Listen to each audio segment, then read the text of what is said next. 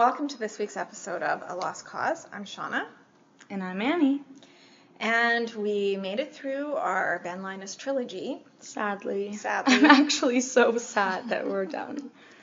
But, kind of as a good follow-up, we are going to talk about Alex, who is Ben's daughter. Adopted daughter, I guess. Well, adopted, stolen, Well. Yeah.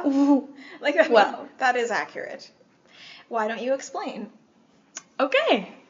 So we only actually see this, we have to wait until season 5 to figure out how Alex was taken from Rousseau. All we know is that Rousseau says that someone took her baby. One of the others. Yeah. But it actually was Ben. We see Ben with just like... No one knows what happened. Maybe the incident caused that hair freak out. Maybe the temple. No one knows. But, just, like 20-year-old Ben with just monstrous, any hair. Anyways, with Ethan, young Ethan, yeah. who was, we'll talk about that. But what was their assignment? So they were assigned to go kill Rousseau. She was on the beach, in this little kind of hut with her newborn baby, which they didn't know about that yet. But yeah, Charles Widmore had assigned Ben and Ethan to go exterminate this woman. So Ben goes in. Ethan's just being so annoying. And Ben goes in and pretty much takes the baby. Mm-hmm. Rousseau's screaming, and he's like, if you ever want to see your baby again, or like, if you want her to be safe. If you want her to live. Yeah, something like that. Just, like, don't ever come near us, and once you hear whispers, run the other way. I'm still kind of confused about the whole whisper stuff, but who cares? And, yeah, and he just takes her. Widmore's super mad about it. He's like, your assignment was to kill her, but he obviously didn't, and he took this baby, and now this baby is his responsibility. And that baby turns out to be Alex. Yes. So why do you think he took Alex? Like, I guess a couple questions. Why didn't he kill them both like he was supposed to? And, like, why did he take Alex for himself? I mean, he could have just brought her back and given her to, like, some couple, but why did he raise her? So, the first thing is, he didn't know that there was a baby. He says that. Right. And he doesn't kill her, I think, because he says there's no need to kill her because she's crazy. She's not going to hurt them. She's just one lady. Why he took Alex is unknown. There's some good theories. There's, the Annie theory. Mm-hmm. And I kind of stand by that. I also kind of think we see Ben has a soft spot for children, mm-hmm. Because of Charlie and... Okay, shut up. And I think I don't know. I don't know why he decided to raise her. I think maybe he needed her. Yeah. Yeah, because he does keep her and raises her as his own daughter. And obviously, like, he's pretty alone. I think that might have been before the purge, but I could be wrong. Yeah, I think we've talked about this before. I think just it must be because Alex is, like, around 16 in 2004, mm-hmm. Which means she would have been born in around 1988, and the purge was 1990 something, right? 92. 92, so yeah. So that's kind of where Alex comes from. And we don't really know what Ben told her, like, growing up about her mom or about, I think he said that her mom died. Yeah. Because I think that Alex says that. Right. But I don't think he ever admits to her, like, yeah, I took you from your mother on this island, and you're not really my daughter. I don't think he says that. And so, by the time we meet Alex, She's a teenager, and We meet her in season 2, actually. yeah, and let's talk about She's one of the first others we meet. It's true, actually. What's the first time we see her? So Claire is kind of remembering all the stuff that happened to her, and she remembers that when she was taken to the medical station, there was this teenage girl who was trying to save her and kind of helped her escape. At the time, Claire wasn't too happy about it, but looking back, that she realized that this girl saved her life, and I think she realizes that this girl is Rousseau's daughter. Well, Kate definitely does, right?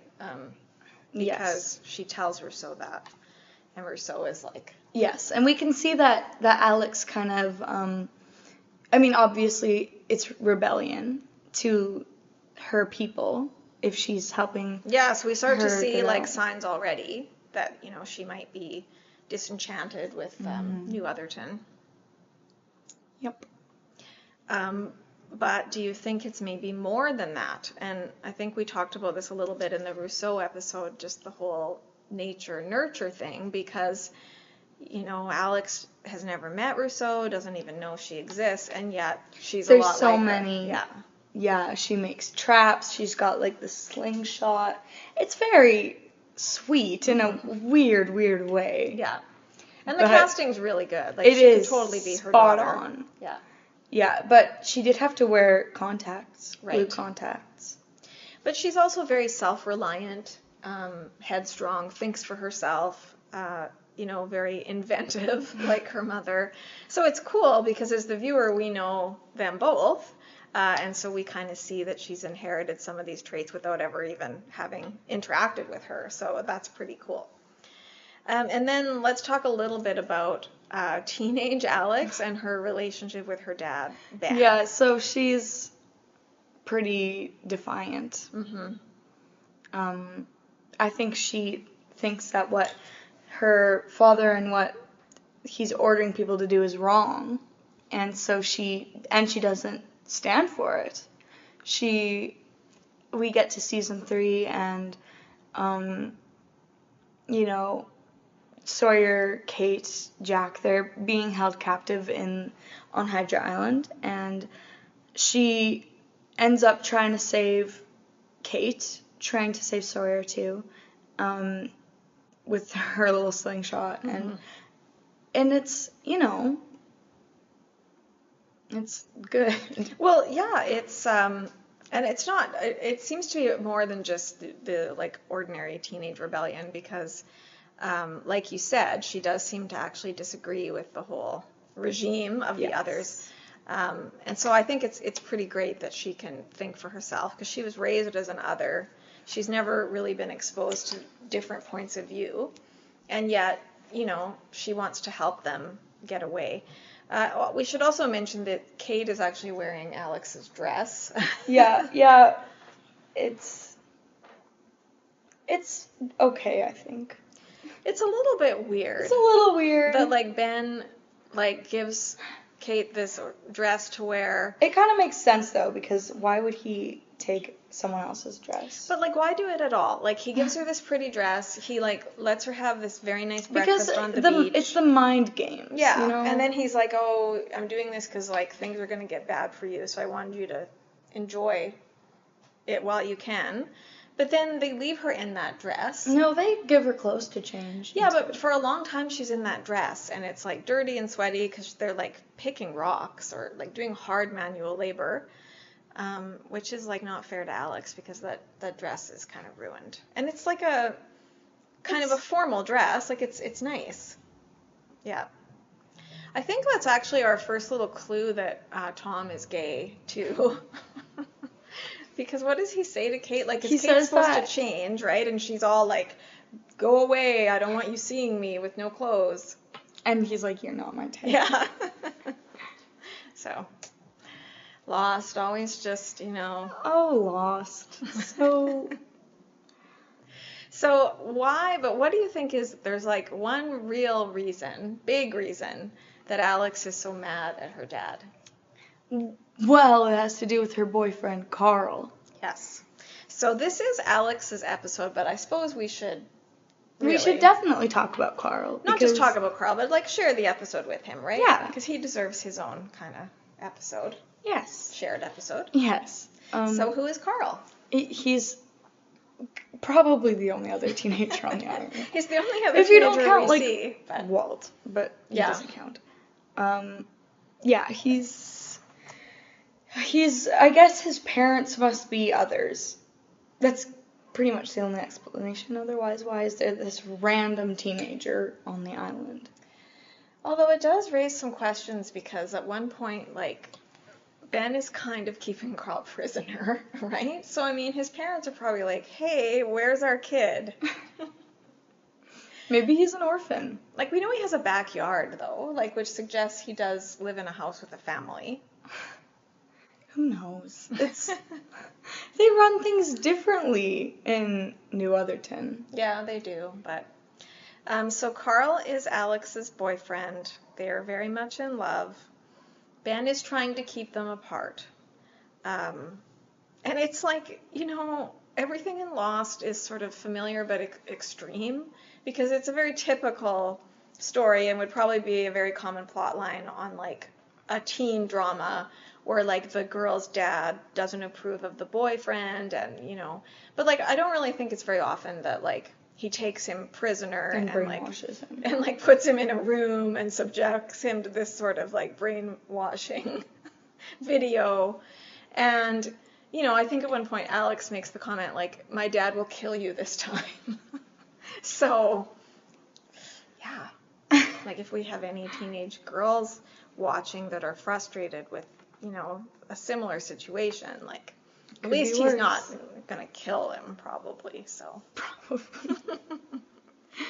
And we don't know if Carl was born on the island, but what is your theory? We think that he was either like conceived on the island and then born, or brought to the island along with his parents, because we think that the incident caused the fertility problem. Right. And the so then pregnancy he couldn't have been conceived on the island because Alex wasn't conceived on the island. We should just remind everyone that Rousseau was pregnant when she got there. Yes, that's right. Because that would have been after the incident, like about right. 10 years later. So probably Carl was brought there at some point. Seems like he's been there for a long time, but he probably wasn't born there. And so do you think, you mentioned he's the only other teenager we see, let alone like teenage boy, like the only other teenager at all. Does that take away at all from like the sort of love story between Alex and Carl, you know, that there's literally no other option? And so does it really mean as much that they fall in love? Maybe. Maybe it takes away a bit?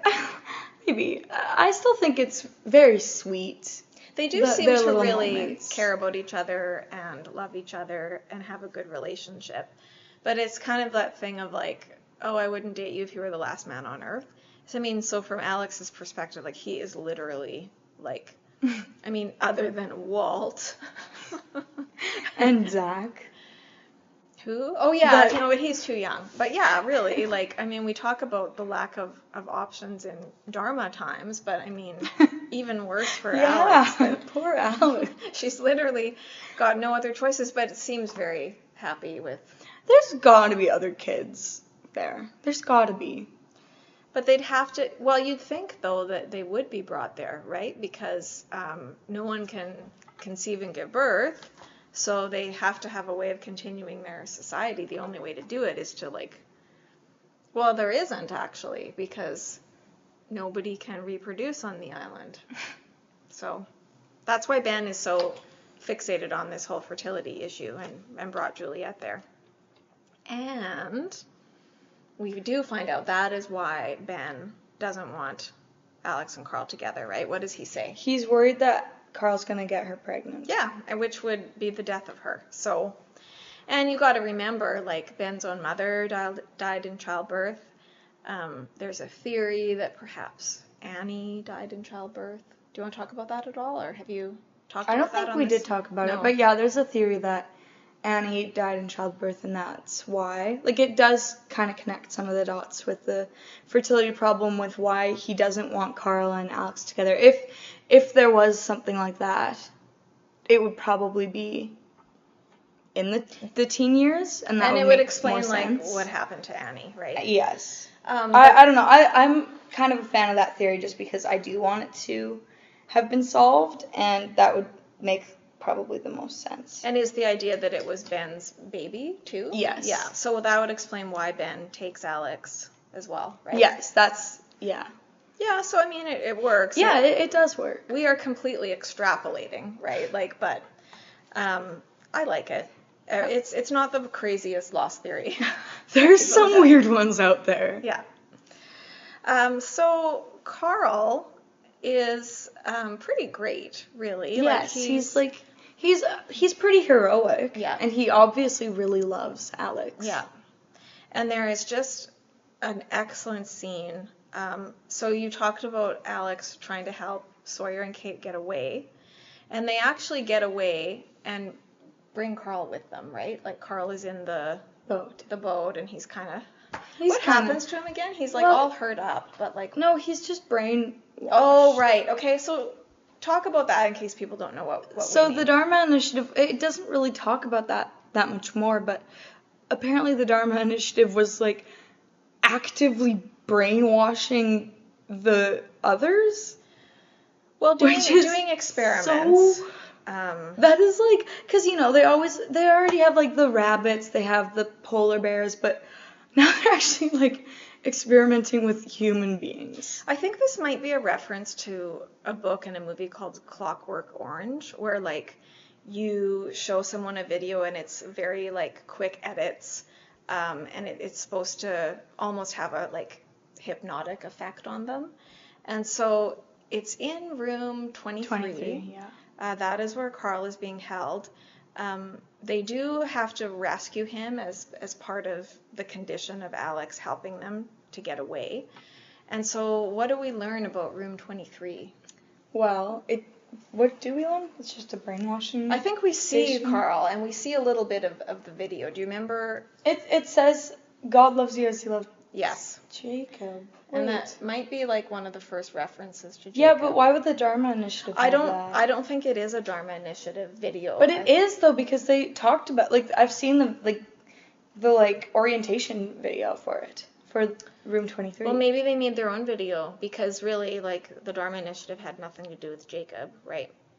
Unless, there's some theories that Horace had something to do with it, because that would make sense with the cabin and stuff, But this is maybe one of the first references we get to Jacob, because I think it is. I remember the first time I saw it, I thought they were just talking about the biblical Jacob, like, God loves you as he loved Jacob, and I thought, like, oh, you mean, like, Jacob from the Bible? But, yeah, so they're trying to kind of fry his brain. I think this is kind of, it's notable. I think the week that we watched that episode, I didn't think much of it, because I thought it was just from the Bible, but then I said, yeah, I'm invited to this kid Jacob's birthday party, and Shawna was like, Jacob? What? So I didn't really get that whole, I knew that Jacob was going to be important because she had a freak out, and yeah. Well, I was waiting and waiting for Annie to find out about Jacob, because... Who cares about Jacob? I just want to see the Dharma Initiative and the others. Yeah, but, like, Annie's dad, my brother, and I went to this, like, entertainment expo in Calgary, and the actor that plays Jacob was one of the guests. So was Michael. Yeah, it was a good year. And so we got a photo opportunity. I probably told this story already, but with him, and it was so great because your dad said, like, wow, touched by Jacob, and then he said, you're candidates now, which was just like, oh. Like, and I'm not a candidate. So, yeah, I wanted Annie to know that I'm a candidate, and that's why I was excited for her to learn about Jacob. And because of that, I'm going to kill you for it. Right. Oh, dear, that's what happens. Jacob's not that great. Well, I look forward to when we can really discuss all of the Jacob stuff. But that's the first kind of reference to Jacob. So they break him out of room 23. He's completely out of it. So it's Kate, Sawyer, and Carl. They have to, because remember, it's a Hydra island, so they have to take the canoe to get to their own island.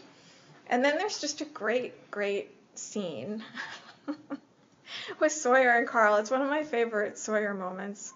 And how does it develop again? You say it. Well, You're so excited I think about Carl it. is like really all depressed. He's crying. And he's actually like crying. Oh, poor guy. And so Kate is like, thinks that she should comfort him and console him. And then Sawyer's like, no, like this is a guy thing. What does he do? He like hits him. He like punches him in the arm and pretty much just tells him to like suck it up, you know. But then he does say something, you know. We see kind of Sawyer in one of his best moments that he's like, yeah, because I think Carl says something about how he and Alex used to lie in their backyards and look at the stars. And Sawyer's like, you have backyards?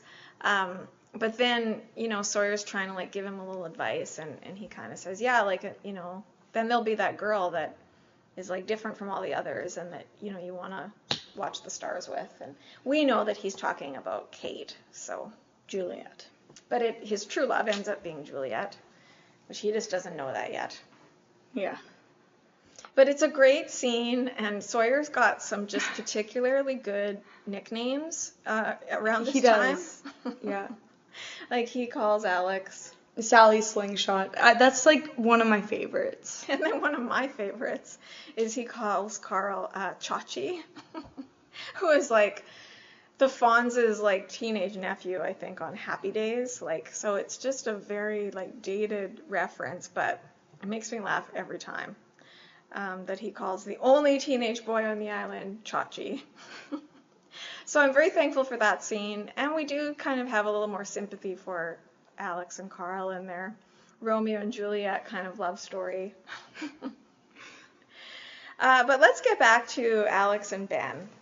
And, you know, like, I'm not going to defend Ben stealing Alex away from Rousseau, even though we have kind of agreed in the Rousseau episode that she was probably better off being raised in New Otherton.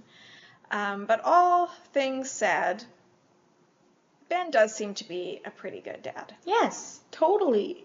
Yeah. I mean, yes, there's still daddy issues there, but he's one of the best dads in the show. That's true. You know, we never see him really mistreat Alex. I mean, other than holding her boyfriend hostage, he doesn't really mistreat her. That was like so not passive aggressive. I just want to like that. No, I just want my opinion to be well balanced with all the facts. And although Alex doesn't seem to appreciate it, she does get a lot of privileges being Ben's daughter, right? Mm-hmm. Like, nobody's going to mess with her. She can probably get away with a lot more. She has a lot more pull because Ben is her dad, right? And so at points in that season, it actually seems like Alex kind of hates her dad and, you know, doesn't care about him. But do you think she's really does My hate ear's him? ringing. I'm having a flash. Uh-oh. Something like that. Sort of Desmond moment. That was a long one. It's still going. Usually it's not that long.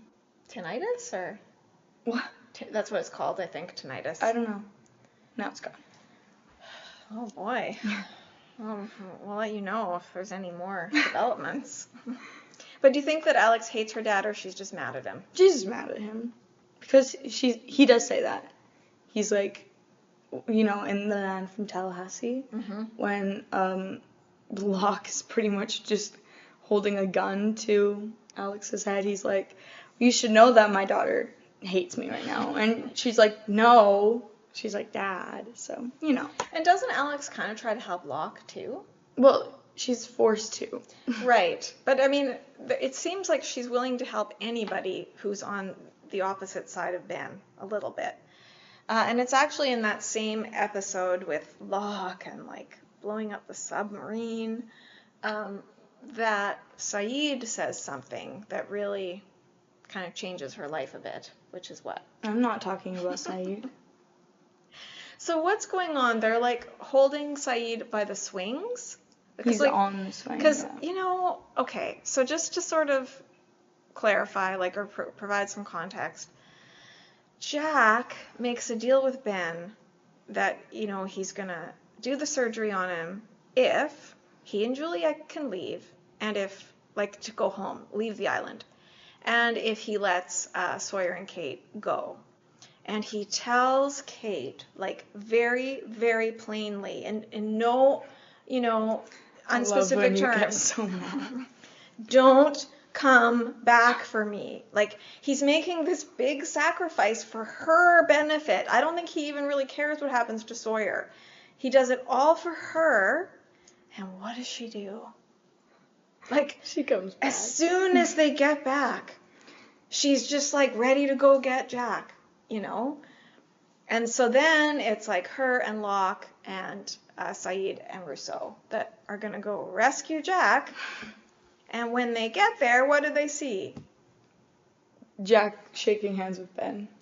And no, actually, the first thing they see him playing football.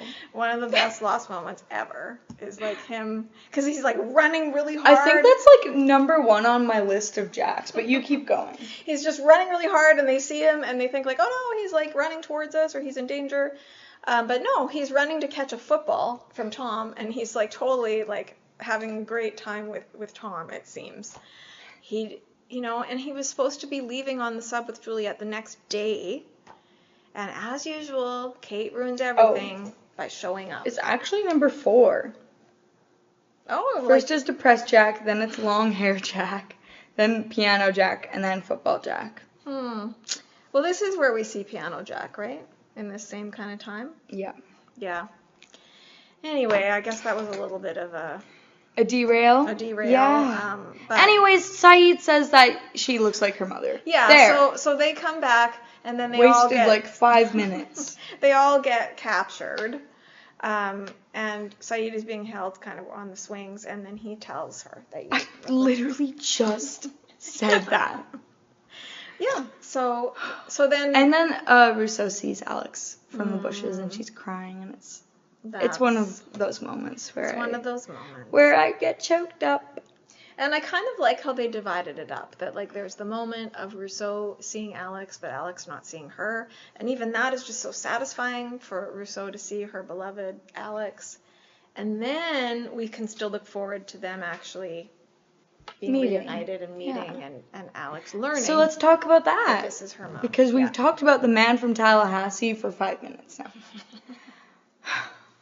And that's not the episode I want to be talking about. Okay, so you take it away. So then in the season finale of season 3, Ben is so mad because Alex had sent Carl to help the survivors because Juliet was pretty much going to be a mole, and you know the story. Right. And Carl comes to warn them. Yes. And Ben finds out, and he's mad. He's so mad. So he's going to go meet them up at the radio tower, and he's like, Alex, you're coming with me. And and then that's one of my favorite lines where she's like, you locked Carl in a cage, you tried to brainwash him. And he's like, I didn't want him to get you pregnant. Yeah. I suppose I overreacted, and it's the best, he wins the best dad award because of that. I'm sure you'll be just equally sympathetic towards your own dad when you start dating some guy he doesn't like, but anyway. And so then how do they actually find each other or meet each other? Rousseau and Alex? Yeah. I thought you were talking about Carl. No. So Rousseau's with them because they're gonna blow up the others or whatever. And what happens? I think she just can't hold back anymore, and she just walks right up to her and maybe tells her, I'm your mother. And Ben actually confirms it, which is pretty good for Ben, actually, in that moment to, acknowledge. And then it's just classic Lost. That, it is a very emotional show, but they're always careful not to get too, like, mushy or maudlin. And so, what's the first thing they do together? Tie up. Yeah. So they establish, like, I'm your mom. And then she says, help me tie him up. And so that's the first, like, mother-daughter bonding activity. Tying up the father. Tying up the dad. So it's a good start. Sadly, they don't get that much time together after that. Yeah. Although they do get to be in the barracks. For a little while. And, nice, comfortable homes. But then the team on the freighter is coming, and Ben tells them to go because he doesn't want them getting hurt. But sadly, Kimi and his team were already waiting there. And they shot Carl, then Rousseau, and then they brought Alex. They brought Alex in front of Ben's house and tried to get him to come out of the house to save her, but he didn't actually think anything would happen, and they ended up shooting her. And it's really horrible because Ben is just trying to bluff his way out of it, saying, oh, she's not even really my daughter, like, I don't really care. And then they kill her anyway, and he's just like, and she's pleading, like, please, Dad, please.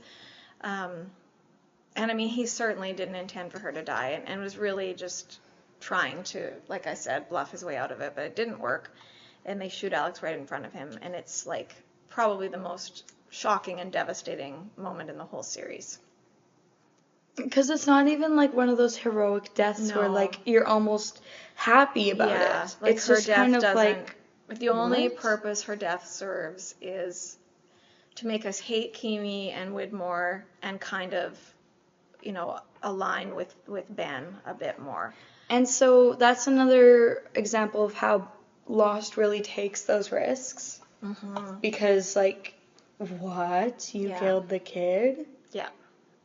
And even killing off Rousseau is pretty shocking because she was there from the beginning. Yes, that's one of my other hot takes. Like, Rousseau's death was just, like, it should have been a heroic death. It should have been, like, some sort of, she saved someone or something like that. But it seems wasn't. Like such a waste. But I guess at least she got to meet her daughter and tell her that she loves her. Like, so that was good. And for Rousseau, probably worth dying for. Like, think of how bleak Rousseau's life must have seemed at times on the island when there was no hope of ever seeing her again. And she's just trying to survive. So a really, really tragic ending for Rousseau, Carl, and Alex. Yes. But maybe now would be a good time for our What's Up With That segment. It's like, what's up with that? And so we talked about this scene, you already alluded to it, where Ben does take Alex, but what really stands out to you in that scene? Oh, it's the hair. It's the hair. It's so weird. It's like, Shawna already has a problem with young Ben's hair for some reason because she thinks it's too long. Well, it is a little shaggy, but I guess... But it's the 70s. Yeah. Yeah, but then, like, what freak accident happened for that? I think they're just trying to make him look younger. Because they did a good job in, like, The Purge. You think that's okay? I think it's okay. I think, it looks somewhat natural. It's styled even. It's, But he's supposed to be a bit even younger for this scene, so I guess they think he needs different hair. So... I guess it was a choice they had to make. They could have gone with a completely different actor, they right? Could have, like Sterling Bowman's too young, but they could have found someone, 30 or, like, however old he's supposed to be. I don't know what happened there. Or, like, give him a hat or something. It's like, no one wants to see that. It's just kind of, like, almost, I want to, like, look away from the screen. Wow. It's just, it's like Bert's hair. Don't say anything about Bert. I love Bert, okay? But I mean, he's a puppet. He wouldn't have the best hair, like. And then I believe you also have problems with Ethan in that scene. I do have problems with Ethan because Ethan isn't supposed to look like that. Ethan's supposed to have like a huge nose and like, okay, like, I feel like I'm being just so mean right now. So you He think, doesn't look like Ethan. okay, but you think then the actor's too good looking? Like, Yeah. Yeah, okay. That's Yes. what you're saying. Because we want to believe that this person could become that person. Unless there was another incident they're not telling us about. Maybe the incident that they caused in the 70s isn't even the incident that we're supposed to be talking about. So many things we don't know. But so then, what are some examples of? I was gonna say something else about young Ethan, but now I don't remember. Well, he also just kind of gets on your nerves. Oh right? yeah, Because, well yes, and he's like, "Do you want me to do?" Yeah, he's too eager. That's right. Yes, but I think we can all agree that he's the worst young casted.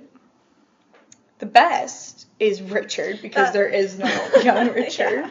Well, that's what I was going to ask you. What are some examples of the show doing it really well? Well, for like casting? For like casting the younger version. The younger versions. Well, Ben. Ben was great. Just like you're talking Sterling Bowman. Bowman. Mm-hmm. Kate was really good, Mm-hmm. I thought. Lots of people don't think so, but I think so.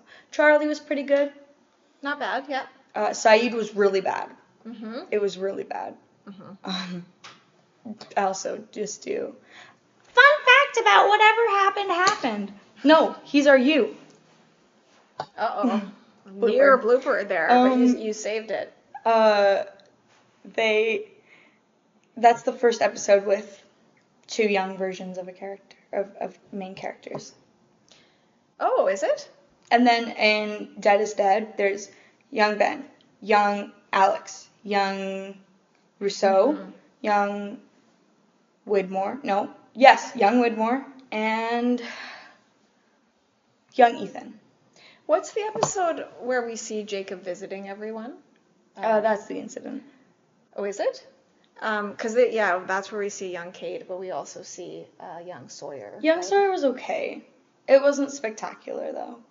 I don't really think that all the John Locks are that good, like the teenage... The little one The little one, the younger one, but the, like, teenage one where he finally says, don't tell me what I can't do. And, little Alex was good, too. Yeah, little Alex was really good. On the swings. So cute. But, but best casting, too, would be...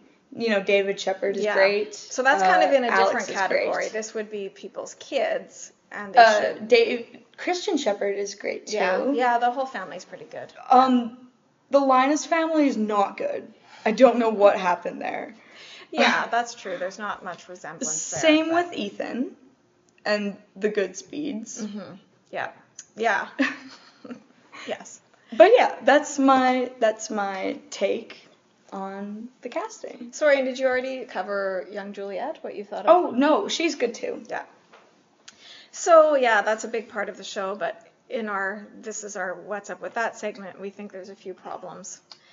Okay, and then let's talk about, it's not all over with Alex, because I don't really want to talk about her as like the Man in Black, because we already talked about that, and it's just a difficult scene, because you're so happy to see her again, but it's not really her. Mm-hmm. But we are very happy to see her in the Sideways. Yes, I just watched that episode, Dr. Linus, where Ben is a history teacher at a high school and kind of favorites Alex, it seems. And yeah, she, she shows up at his house because she wants a history club. And she's trying to get into Yale, right? And she really needs this extra tutoring.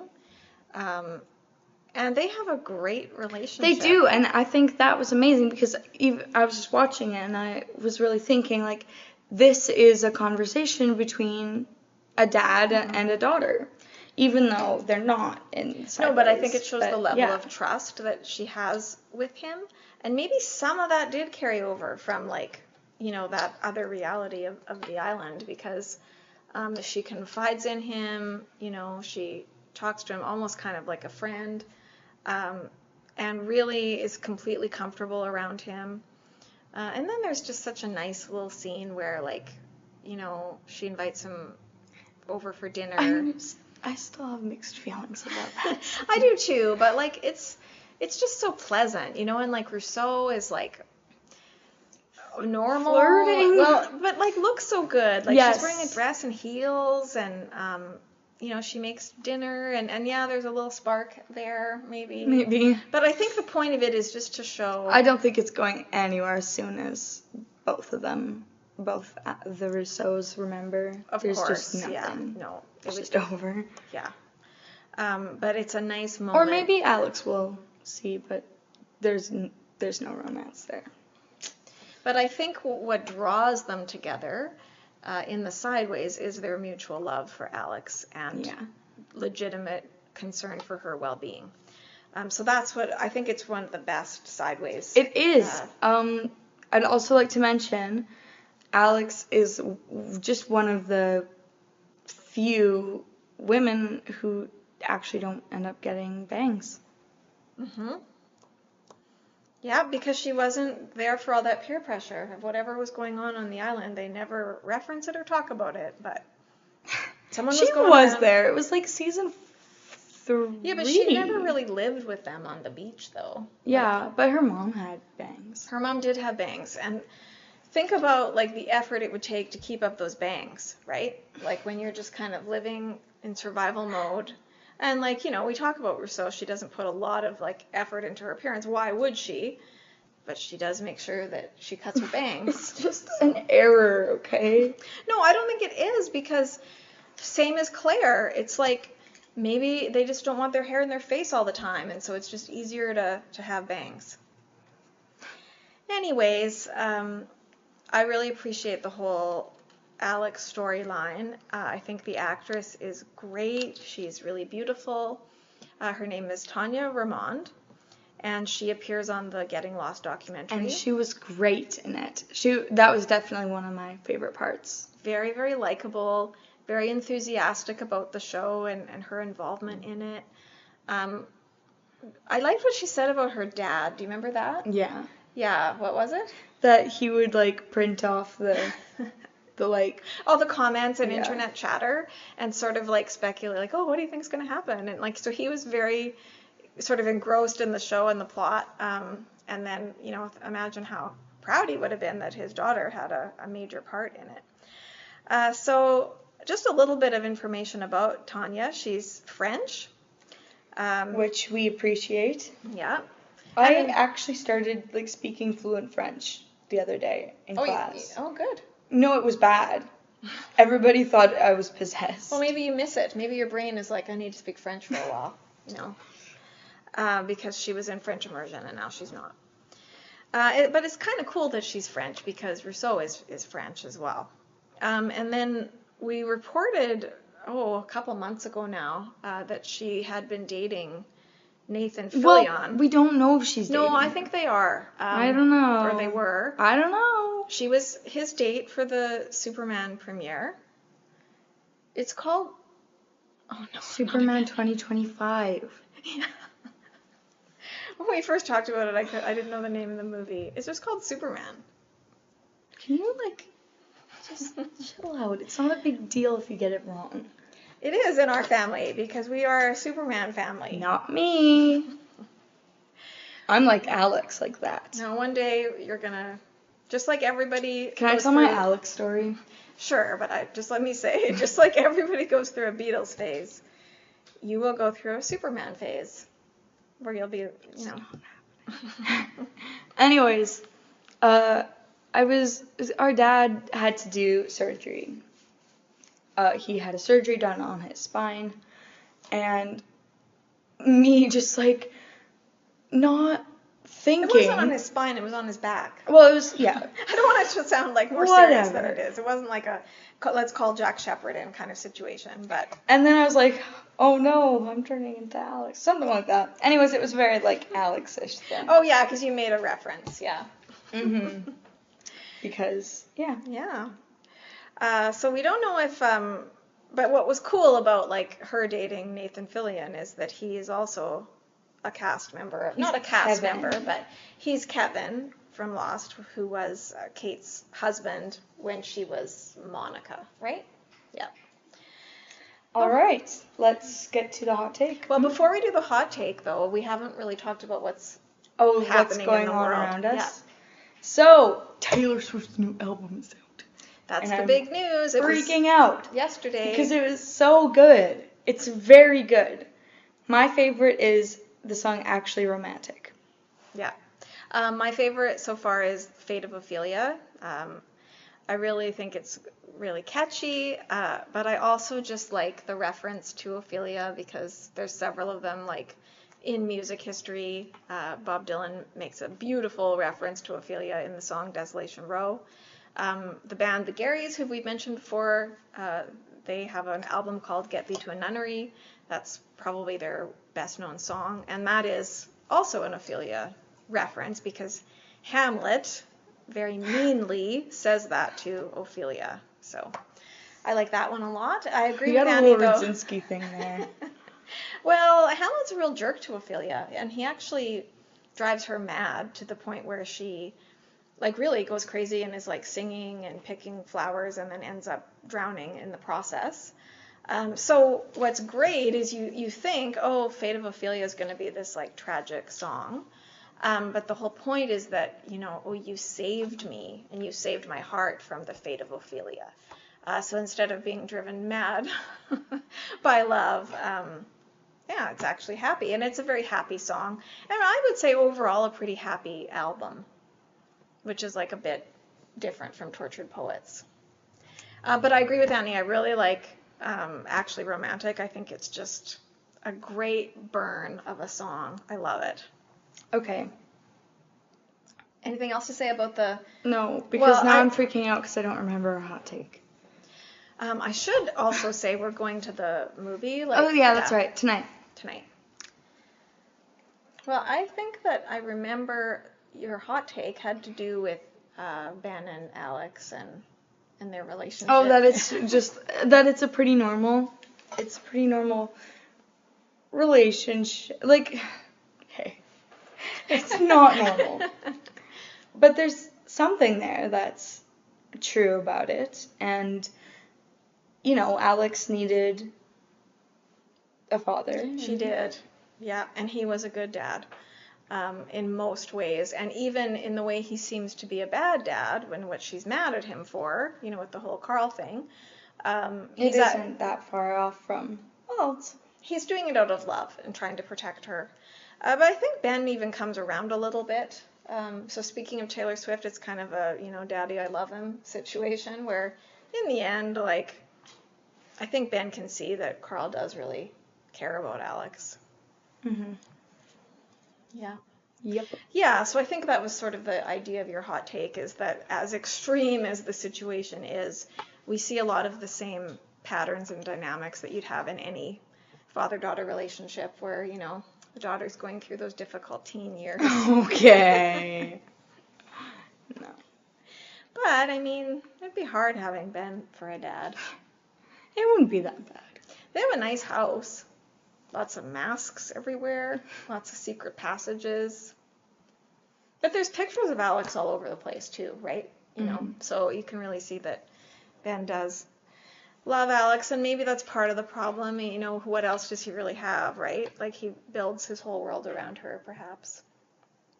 Poor Ben. Like, well, really. It worked! I'm just a poor boy, nobody loves me. Like, really, who... Yeah, we watched this, Lost Bohemian Rhapsody edit, and I think it's working. It was really good, actually. Like, it was a little too on the nose, just literal, showing exactly what the lyrics are. But I kind of like that. But yeah, we all need love, and Ben doesn't get a lot of it. Annie showed him unconditional acceptance and love. And really the closest he gets after that is probably Alex, even in her sort of angry way. That's all the love he gets, so. Justice for Ben, justice for Alex. There you go. There you go. Well, we're still over time somehow. I don't know why that keeps happening, but thanks for sticking with us. And, it's getting good. Because no. Who are we going to talk about? For Annie, the best is not yet to come. The best is behind us. But I'm really excited for the Richard Alpert episode. We're doing Juliet first. Yeah, that's true. But yeah, that's what I mean. It's like it's going to get real good coming up. We've got. And then we could do everybody's favorite, Tom. So yeah, we're just hitting our stride. Thanks for watching, and see you next time. Namaste. And see you in another life. Bye.